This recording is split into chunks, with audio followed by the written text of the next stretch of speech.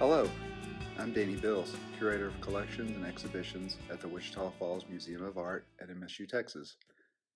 This is a deeper exploration into the artist Neal Ambrose-Smith and his work, Where Are My Heroes?, which is part of the WFMA exhibition, Art from the Collector's Circle, Expanding the Legacy 2010 through 2020.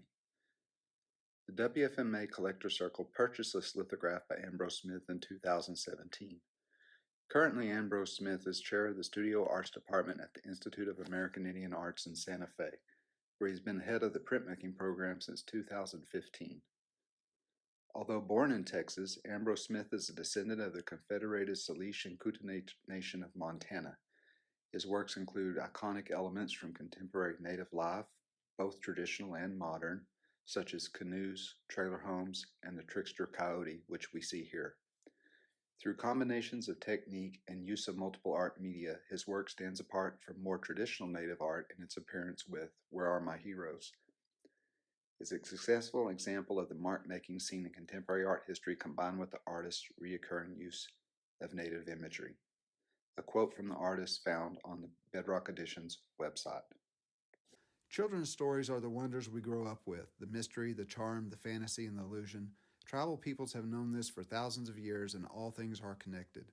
Learning about my family's past and reading Shakespeare's Tempest or Defoe's Robinson Crusoe make these connections for me. Listening to today's world news of Poe's The Mask of the Red Death, some stories and traditions never change. Such stories are found within all tribes, as we are all from tribes at some point from somewhere, entertaining, teaching, and sharing. Rabbit, coyote, and raven are tricksters that help narrate my stories of tradition and identity. Storytelling is our first written language. As I listen to the world news, popular culture, and my elders, I practice our first language. Concentrating my research on the coyote image reveals that this animal is one of the most popular among Native American cultures. In an interview that Ambrose-Smith gave to the Missoula Art Museum for their program 5th Grade Art Experience, he was asked about what his childhood experiences were like with his artist mother, Jean Quick-to-See Smith.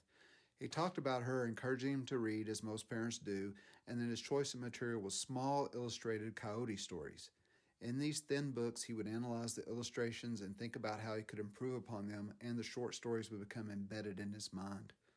I find this compelling how he has carried this idea so far forward into his work. I would have never been aware of these stories or the coyote role if he were not drawing inspiration for them from his art. Adding Ambrose-Smith works to the WFMA collection expanded possibilities for cultural conversation and educational connection. As a curator, I see Ambrose-Smith as a storyteller. As he tells a story, we can invite museum patrons to think about what story they might want to tell or experience they might want to share.